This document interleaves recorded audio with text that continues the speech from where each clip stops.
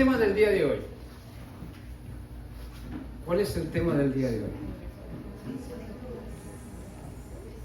¿Cuál es? El beso de Judas. Muy bien. ¿Cuántos han escuchado esa historia? Que siempre en Semana Santa nos lo narran, ¿cierto? La crucifixión, la pasión de Cristo. El día de hoy, el beso de Judas, si bien es la traición, vamos a darle otro enfoque, un enfoque más profundo. Y por eso siempre a veces los temas de las canciones van relacionados con el tema que se va a tocar. Entonces, si nosotros hemos estado conectados con las canciones que hemos proclamado al Señor, vamos a entender más profundo el tema del día de hoy. Y les narro brevemente porque ya saben la historia. Un 14 de Nisan, un martes, que en nuestro calendario gregoriano que manejamos era casi fines de marzo, en el Monte de los Olivos, Jesús estaba caminando en el huerto de Getsemaní, ¿cierto? Angustiado, orando al Padre, con tal angustia que el sudor de su frente eran como gotas de sangre, ¿cierto? Como gotas de sangre. Los discípulos, muchos a veces los juzgamos que se dormían y no llegaban a velar. Pero los discípulos estaban demasiado tristes. Estaban con una angustia triste, profunda, que no aguantaban el velar porque sabían que su Señor en cualquier momento iba a ser crucificado. Y luego de unos momentos, entre los olivos se escuchan pasos en la oscuridad, porque ya eran casi más de medianoche. Y de ahí desde el fondo comienzan a brillar antorchas, comienzan a brillar espadas. ¿Quiénes eran? Eran los soldados romanos, eran los guardias del templo y eran también los fariseos guiados por un hombre. ¿Por quién? Por Judas Iscariote. Por Judas Iscariote. Aquel hombre que decidió entregar a Jesús por la suma de 30 monedas de plata. Por la suma de 30 monedas de plata. Y él decía a los que venían con él les dio una señal: al que yo bese o al que yo besare, ese es, aprendedme. ¿Cierto? Judas se acerca, Jesús sale al encuentro. Salve, Rabí, que en hebreo es Shalom Boré. Y se acerca con una reverencia falsa, con un saludo ficticio, hipócrita, y le da el beso a Jesús. Y Jesús, con una mirada triste, penetrante, profunda, pero triste, le dice una palabra muy maravillosa. ¿Qué le dice?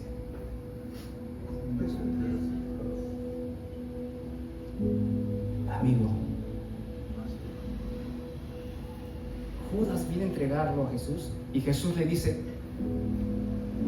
amigo. ¿Te imaginas a la persona que te traiciona y en tu delante está como si nada y tú ya sabes todo? Y tus lágrimas de impotencia comienzan a salir de tus ojos y Jesús le dice: amigo, ¿a qué has venido? Judas, con esa palabra amigo, se quedó en shock. Y Jesús le vuelve a decir: con un beso entregas al Hijo del Hombre. El resto del proceso nosotros ya lo conocemos. Luego nos vamos a adentrar a este mensaje, a esto lo que acabamos de narrar. Pero quiero dar primero una introducción, una perspectiva de este motivo de Judas. A partir del beso de Judas es el acto preciso para que empiece la pasión de Cristo. Ahí inicia todo. Y ustedes saben que siempre me gusta tocar porque hay muchas personas que preguntan: Boris, pero ¿acaso Jesús no sabía que Judas lo iba a entregar? Saben que siempre inicio así, ¿cierto? Y siempre lo voy a hacer. ¿Sabía Jesús que Judas lo iba a entregar, sí o no? ¿Y por qué no lo detuvo?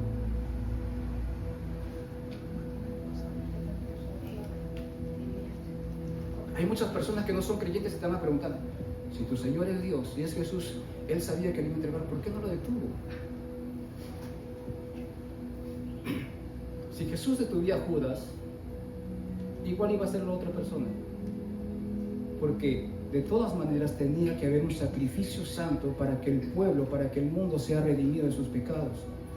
O sea, sí o sí, Jesús tenía que ser sacrificado. Pero siguen con las mismas preguntas y dicen, entonces tu Dios, Jesús, escogió a Judas para que lo traicione y para que se vaya al infierno. ¿Qué clase de Dios es el que tienes? Dios escogió a Judas para que lo entregue, pero luego se suicida y se va al infierno. Tu Dios hace acepción de personas porque hay creyentes y hay no creyentes. Tu Dios predestinó a Judas para que se vaya al infierno. Tu Dios predestina a muchas personas que no son creyentes para que se vayan al infierno. ¿Y nosotros qué le respondemos? ¿Qué es predestinación?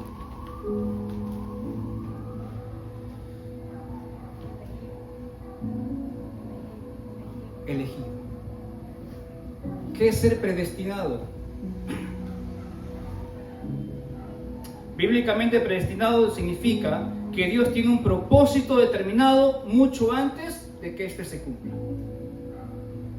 Predestinado significa bíblicamente que Dios tiene un propósito determinado, no de decisión, determinado mucho antes de que se cumpla. Y según la RAE, la lengua española, ya sabemos, ¿qué significa predestinado? Destinar anticipadamente a algo con un fin. Destinar anticipadamente a algo con un fin. Eso es según la RAE. Pero bíblicamente se entiende mejor qué es predestinación, ¿cierto? Como lo dice en el libro de Romanos, capítulo 8, 29 y 30. Vamos a ir para allá. Romanos, capítulo 8, versículos 29 y 30. Siempre vamos a hacerlo con Biblia. Yo lo leo para hacerlo más rápido. Dice, verso 29, porque a los que antes conoció, también, ¿qué dice? Los predestinó, para que fuesen hechos conformes a la imagen de su Hijo, para que Él sea el primogénito entre muchos hermanos.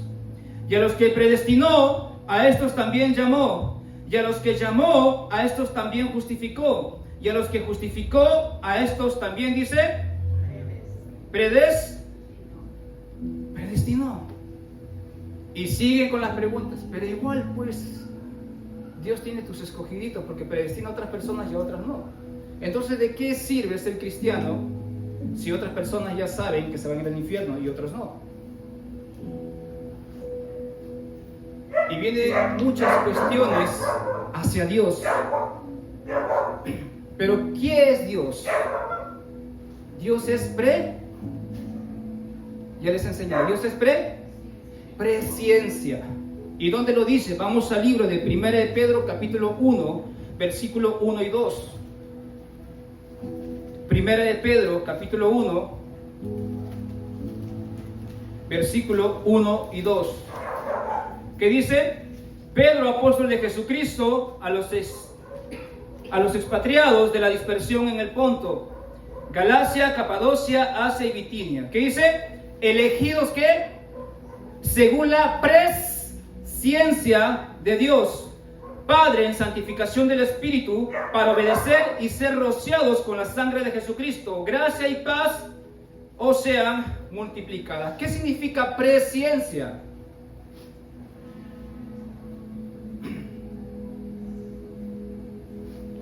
¿Qué significa presciencia?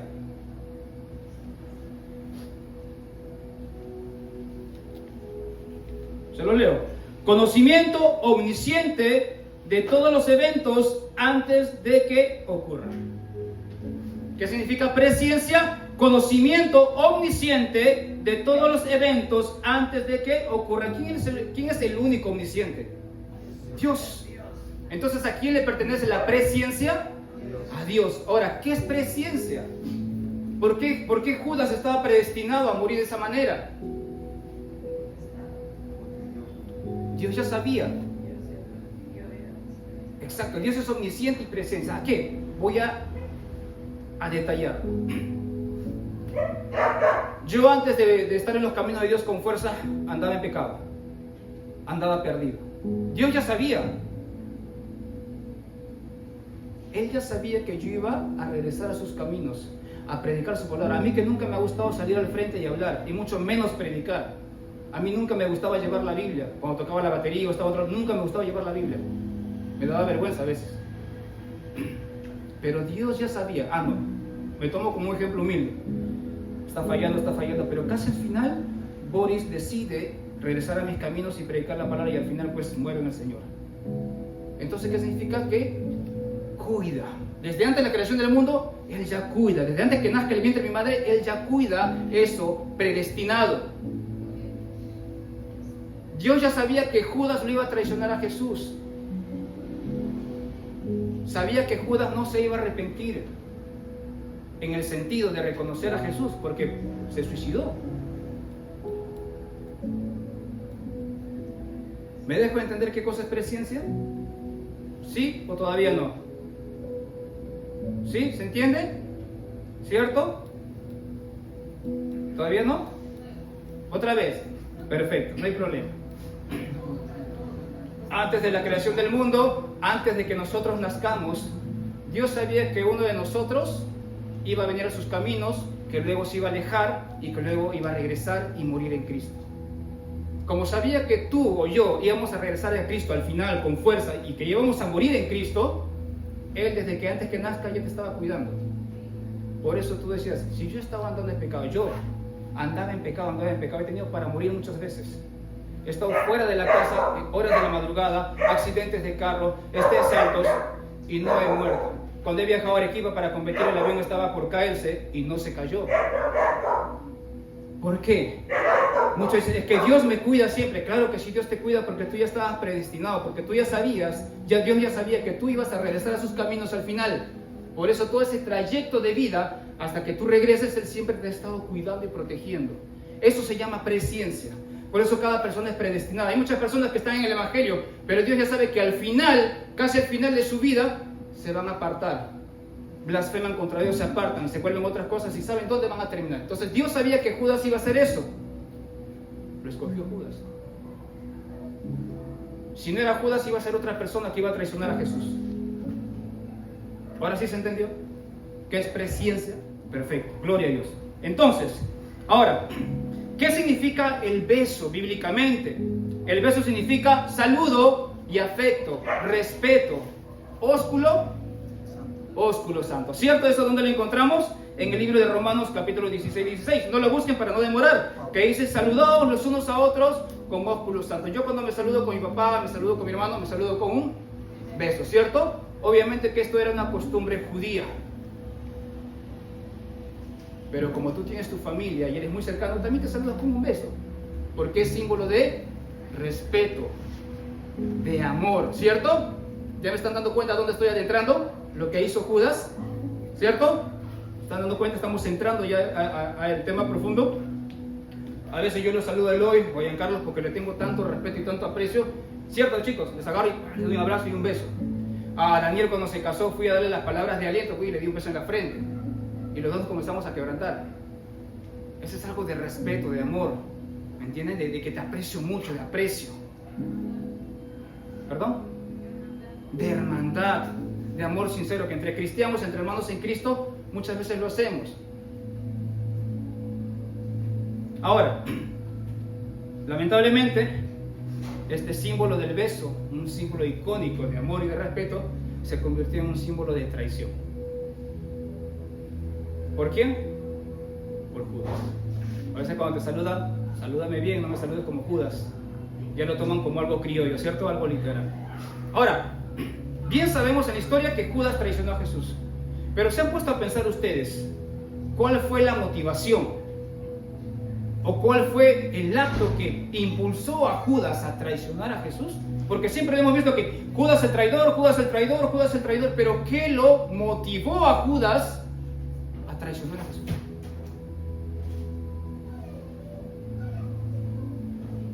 Ahora sí piensan, ¿cierto? Ahora sí, bueno, hay razón, ¿no? Judas traicionó, pero ¿qué lo motivó a Judas?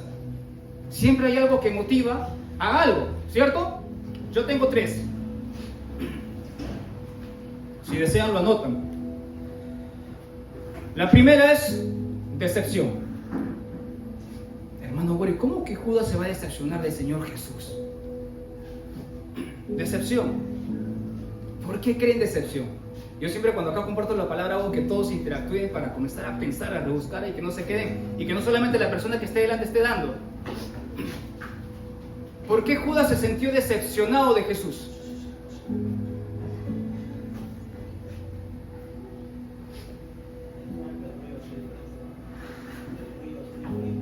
Que el reino iba a ser diferente. Pensaban que el Mesías iba a ser diferente. Va a ser un paladín. Un paladín.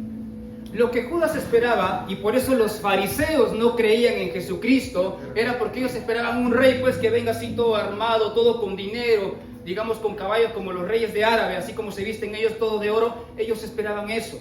Ellos esperaban que este Mesías los liberte de la agonía, de ese encarcelamiento que lo tenían el Imperio Romano. ¿Jesús lo hizo?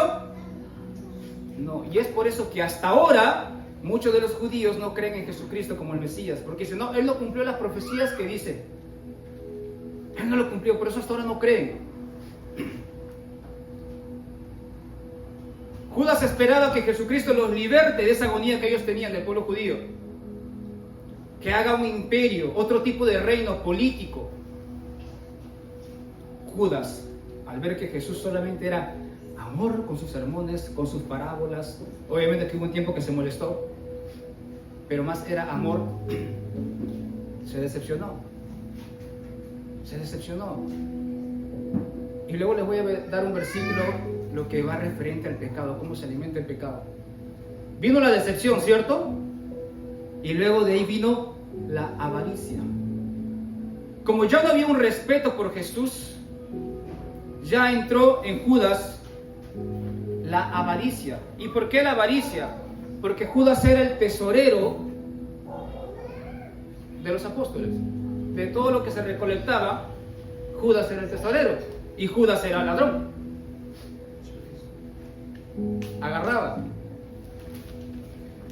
Juan capítulo 12, del versículo 3 al 6, vamos a leerlo, para ver un poco el contexto. Es cuando María unge con su cabello el perfume caro los pies de Jesús. De ahí viene ese contexto. Juan capítulo 12, versículo 3 y 6. 3 al 6. Versículo 3 al 6. ¿Lo tenemos? Juan capítulo 12 dice: entonces María tomó una libra de perfume de nardo puro de mucho precio y ungió los pies de Jesús y los enjugó con sus cabellos, y la casa se llenó del olor del perfume. Y dijo uno de sus discípulos, ¿quién? Judas Iscariote, hijo de Simón, el que la había de entregar. ¿Por qué no fue este perfume vendido por 300 denarios y dado a los pobres? Verso 6. Pero dijo esto no porque se cuidara de los pobres, sino porque era ladrón. ¿Lo dije yo? No, lo dice la Biblia. Porque era ladrón, y teniendo la bolsa sustraía de lo que se echaba en ella.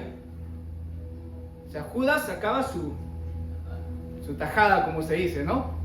Era ladrón. Entonces, todo esto comienza a tener una raíz. Tiene aparentemente una decepción de Jesucristo. Como yo no hay un respeto por Jesucristo, bueno, como no es el Mesías, no creo que sea, esta platita tiene que entrar aquí. Comienza a robar más y le entra la tentación de ir y ofrecer a Jesucristo por 30 piezas de plata, ¿cierto? Y la tercera, ¿cuál es? Es la influencia de Satanás. es la influencia de Satanás. Satanás manipula a Judas para la traición, y esto lo vemos en Juan capítulo 13. Ahí mismo donde estamos, Juan capítulo 13, versículos 26 y 27. Ahí está en la parte que Jesús ya había cenado con sus apóstoles y Judas mete la mano en el plato con Jesús. Juan 13, 26 y 27. Mira lo que le dice. Verso 26. ¿Lo tiene? Verso 26. Respondió Jesús: a quien yo diere el pan mojado, aquel es. Y mojando el pan, lo dio a Judas Iscariote, hijo de Simón. Y después del bocado, Satanás entró en él. Entonces Jesús le dijo: lo que vas a hacer, hazlo pronto. Lo que vas a hacer, hazlo pronto. Tuvo una raíz, tuvo una duda de Jesús. Como ya no hay respeto, viene la avaricia. Y luego completa Satanás. Y hay un versículo que habla sobre esto, que está en Santiago, capítulo 1, versículo 15. Yo lo voy a leer para no buscarlo. Santiago capítulo 1, versículo 15, si desean la nota. Dice: entonces la concupiscencia, después que ha concebido, ¿qué dice? Da a luz el pecado. Y el pecado, siendo consumado, da a luz a la muerte. Judas tuvo un pensamiento. Ese pensamiento comenzó a crecer, a dar fruto. Vino y dio luz al pecado. Y luego del pecado que hizo Judas de entregar a Jesús, ¿qué sucedió con él? Murió. Se cumple la palabra. Cuando a nosotros viene a nuestra mente un pensamiento malo, un pensamiento de pecado, en momento mismo tienes que reprender y desecharlo. Porque si tú dejas que ese pensamiento siga entrando en tu vida, siga manipulando tu vida, vas a consumar, van a hacer el pecado, y luego de ese pecado lo vas a consumar y vas a morir espiritualmente. Y es lo que quiere Satanás, que nosotros muramos espiritualmente para estar desconectados de Dios. Eso es lo que él quiere. Satanás te sirve el plato de veneno. Tú, si quieres, lo miras y lo rechazas, o si no, lo miras y comienzas a probar de poco en poco. La decisión, la determinación está en cada uno de nosotros. Decepción, avaricia y la influencia de Satanás. ¿Cierto? Ahora sí. Ya sabemos más o menos el contexto de Judas. ¿Cierto? El contexto de Judas. Vamos al libro de Mateo, capítulo 26. Mateo 26, versículo 14 al 16. ¿Lo tenemos? Perfecto. Dice así: entonces uno de los 12, que se llamaba Judas Iscariote, fue a los principales sacerdotes y les dijo: ¿qué me queréis dar? Y yo os lo entregaré. Y ellos le asignaron 30 piezas de plata. Y desde ese entonces buscaba oportunidad para entregarle. Vamos al verso 17 al 25. El primer día de la fiesta de los panes sin levadura, vinieron los discípulos de Jesús diciéndole: ¿dónde quieres que preparemos para que comas la Pascua? 14 de Nisan, acuérdense. Y él le dijo: ir a la ciudad de cierto hombre y decirle: el maestro dice, mi tiempo está cerca, en tu casa celebraré la Pascua con mis discípulos. Y los discípulos hicieron como Jesús les mandó y prepararon la Pascua. Cuando llegó la noche, se sentó a la mesa con los 12 y mientras comía dijo: de cierto os digo que uno de vosotros me va a entregar. ¿Te imaginas ese momento? ¿Cómo quedaron los discípulos en shock? Imagínense que Jesús está acá y le dice: de cierto os digo que uno de los que están aquí presentes me va a entregar. ¿Tú qué comienzas a decir? ¿Seré yo? ¿Seré yo? Como tú no sabes tu futuro,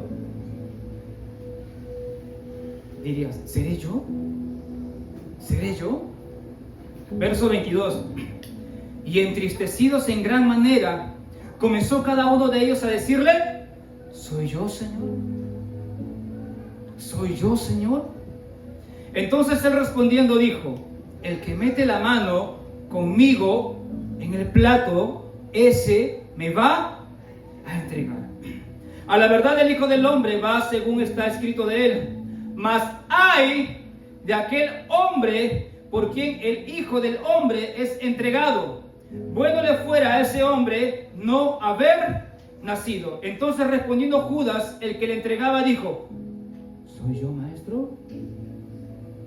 Jesús le dijo: tú lo has dicho.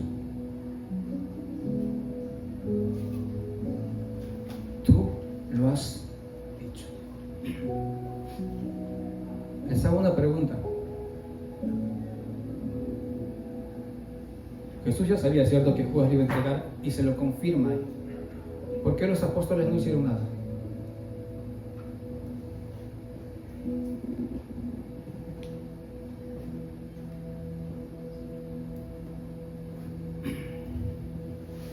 ¿Por qué los apóstoles no hicieron nada? ¿Por qué Pedro no hizo nada? Si antes, y cuando Jesucristo dijo: a la verdad el Hijo del Hombre va a ser entregado, luego va a morir, Pedro que le dijo: no, Señor, yo no voy a permitir que tú mueras. Y que Jesús que le dijo: apártate de mí, Satanás. ¿Por qué en ese momento no dijeron nada? ¿Por qué? Porque todos estaban entristecidos, estaban en shock, preguntándose: ¿seré yo? ¿Seré yo? Estaban preocupados. Judas le dice: ¿seré yo? Y Jesús: tú lo has dicho. Jesús no dijo: él me va a entregar. Jesús no acusó a Judas. No dijo: él me va a entregar, aprésenlo. No, tú lo has dicho. Ahora, ¿qué significa meter el pan en el plato? ¿Por qué Jesús metió el pan en el plato con Judas? ¿Por qué?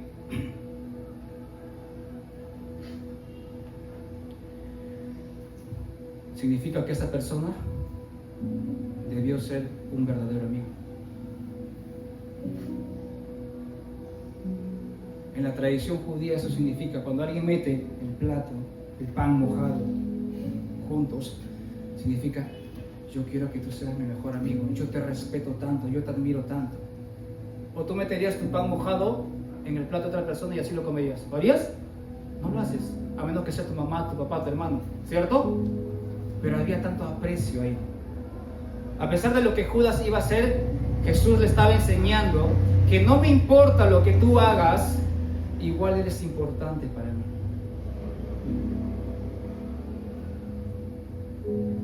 No importa lo que tú hagas, no importa lo que tú hayas hecho, tú eres importante para mí.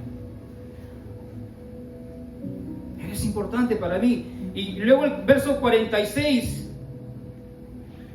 del mismo capítulo dice: levantaos, vamos, ved, se acerca el que me entrega. 47. Mientras todavía hablaba, vino Judas, uno de los 12, y con él mucha gente con espadas y palos de parte de los principales sacerdotes y de los ancianos del pueblo. Y el que le entregaba les había dado señal diciendo: al que yo besare, ese es, prendedle. Y enseguida se acercó a Jesús y dijo: salve, maestro. Y le besó. Y Jesús le dijo, y ahí está bien detallado, no sé si en su Biblia lo tendrán, que está en negrita, dice: amigo. Dice: amigo. Jesús sabía que tú le ibas a traicionar y te dice: amigo, ¿a qué vienes? Entonces se acercaron y echaron mano a Jesús y lo prendieron. Esa palabra amigo, esa palabra amigo, que te diga Jesús, después de lo que tú ibas a hacer o de lo que estás haciendo, quemó en el alma de Judas. Luego vio todo lo que le hicieron a Jesús, cada golpe que le daban delante de Judas a Jesús, cada escupitazo, cada golpe, Cada golpe sonaba amigo, amigo. Cuando le escupían, amigo, amigo. Esas palabras venían a su mente, amigo, amigo, amigo, amigo. Jesús en ningún momento lo acusó, ni le resondró, no le gritó, no lo acusó delante de sus apóstoles.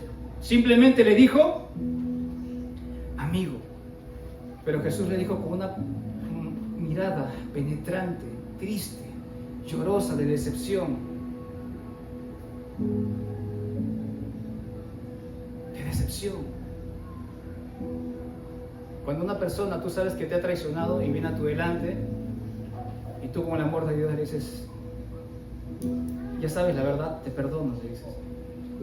No es fácil. Jesús podía mandar a traer legiones de ángeles, ¿o no?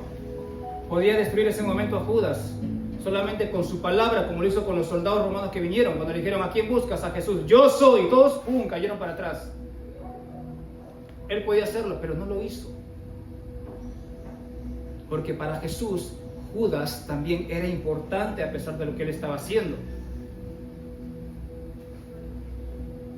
Y luego en el capítulo 27 del mismo Mateo, versos 3 y 5. Miren lo que hace. Mateo 27, versos 3 y 5. Entonces Judas, el que le había entregado, viendo que era condenado, estaba observando todo lo que le hacían a Jesucristo, devolvió, dice, arrepentido, porque esa palabra amigo comenzó a latir en su corazón, a quemar en su alma.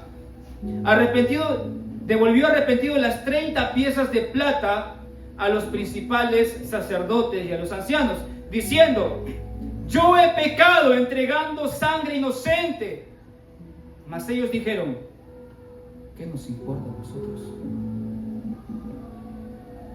¿Qué nos importa a nosotros? Allá tú.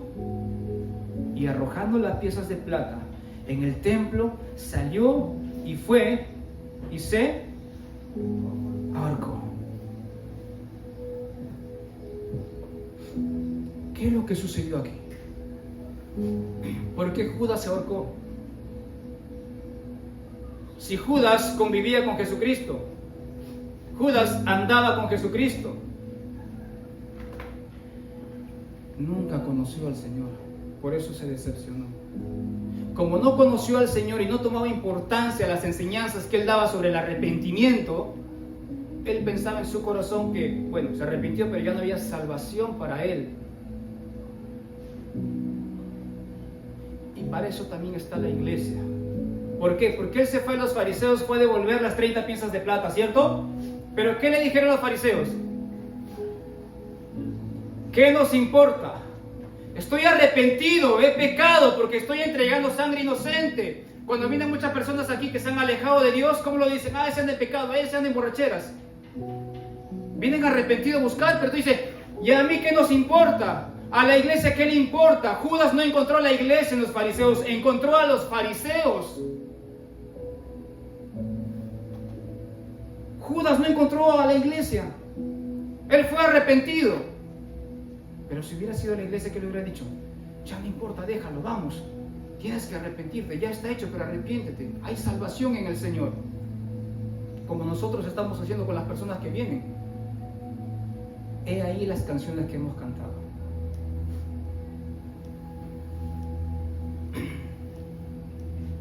Tú me recibes y me dices que soy tu hijo, no soy esclavo. Que no recuerde lo que ayer ya pasó. Eso lo hemos cantado.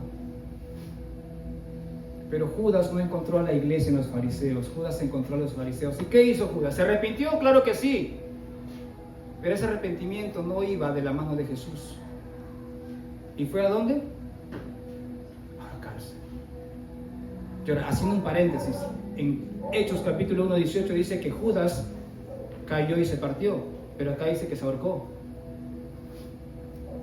De ahí también te agarran algunas personas. Judas va, se ahorca en la rama, y en el balanceo, la rama se parte, cae en los peñascos, se parte con las vísceras salidas y muere. Hechos es la continuación de Mateo. Hechos es la continuación de Mateo. No es que hay dos tipos de Judas, que se decían los cristianos, porque la Biblia se contradice. No se contradice. La Biblia no se contradice. Es la continuación de Mateo. Hechos capítulo 1, versículo 18. Pueden verlo después. Porque acá dice que Judas fue y se ahorcó. Y Hechos capítulo 1, 18 dice que Judas se cayó y se partió. Es la continuación de ese evento que él hace, esa decisión que él tomó. Ahora Judas, lamentablemente sabemos dónde está.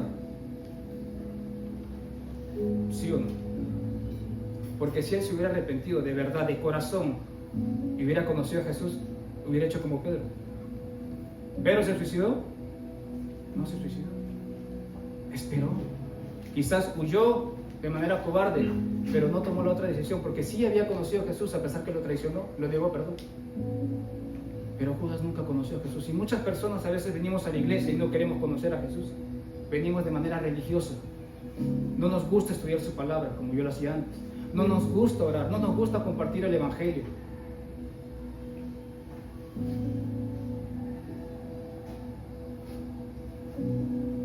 ¿Cuántas personas se están suicidando ahora? Pero cuando conocemos a Jesús, por más que hayamos pecado, sabemos que hay perdón en Él. Él ya murió por nuestros pecados. Él sabe que lo vamos a fallar porque somos seres humanos. Somos ovejitas, no somos cerditos, ¿cierto? Las ovejitas tienen su naturaleza, se revuelcan pero luego se lavan. Los cerditos les gusta disfrutar el pecado. Entonces nosotros somos diferentes a los que no son creyentes, porque los no creyentes disfrutan pecar. Nosotros luchamos contra el pecado.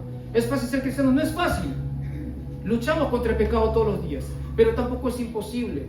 Nosotros tenemos ya la batalla ganada. Jesús ya ganó, Jesús ya venció. Solo nos toca a nosotros acompañarlo en esa guerra. Él va delante de nosotros. ¿Qué confianza más tenemos? Si Él va delante de nosotros. Jesús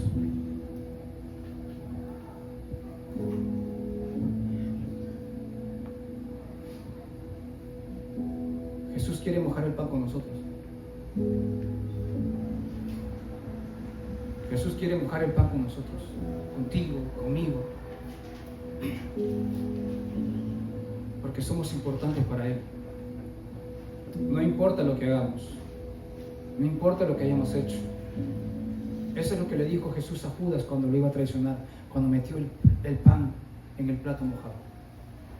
No importa lo que vayas a hacer, eres importante para mí, eres mi amigo.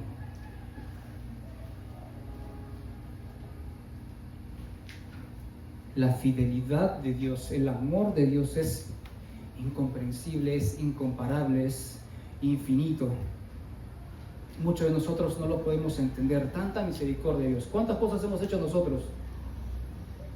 Y aún por su misericordia seguimos vivos, seguimos aquí con esa libertad de adorarlo, de gozarnos en su presencia. Él es tu amigo fiel. Jesús es tu amigo fiel. Si Jesús consideraba a Judas como su amigo, imagínate tú.